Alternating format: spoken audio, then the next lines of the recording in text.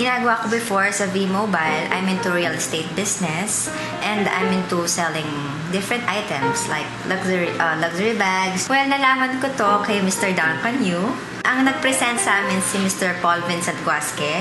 Tapos that time nung nalaman ko to, hindi ako naniniwala kasi kumbaga nadala na ako sa previous company. Noong time na yun, hindi pa kami masyadong active sa V-Mobile. Yun nga, nakikita namin na si Duncan, talagang pinupush niya kami na, ito, magandang kita nito, magandang opportunity to. Although, may mga opportunities na, pero why not try this one, right? Hanggang sa nasabi ko kay Duncan na, sige, do you want, let's start in Pampanga. Pero nung time na yun, hindi ka agad. Medyo tulog-tulugan pa kami noon. Para kami mantikang natutulog noon. Hindi pa kami sobrang active noon. So, hanggang nung si Duncan, nung umabot na ng 100,000 yung earnings niya, doon pa lang kami nagising. Doon pa lang kami naniwala. Unang-una sa lahat, marami kami natulungan. Okay? Pangalawa, marami din ako nakilala. Different folks. Iba't ibang klaseng tao. Mayaman yan, mahirap yan, middle class. Napakitunguhan namin.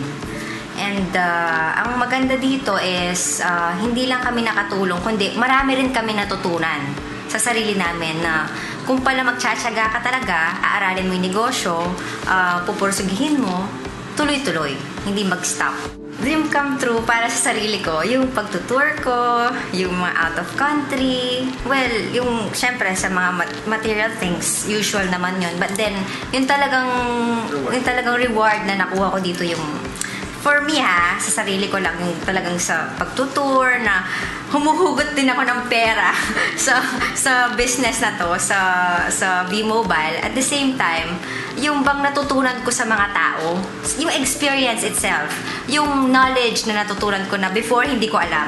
Dati akala ko alam ko na lahat Hanggang sa, ayun, parang akong sabi nga nila, parang kang kawayan. Bumuka.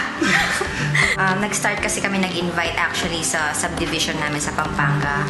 Yung time na yun talagang hirap. Alam mo yung nababastos ka.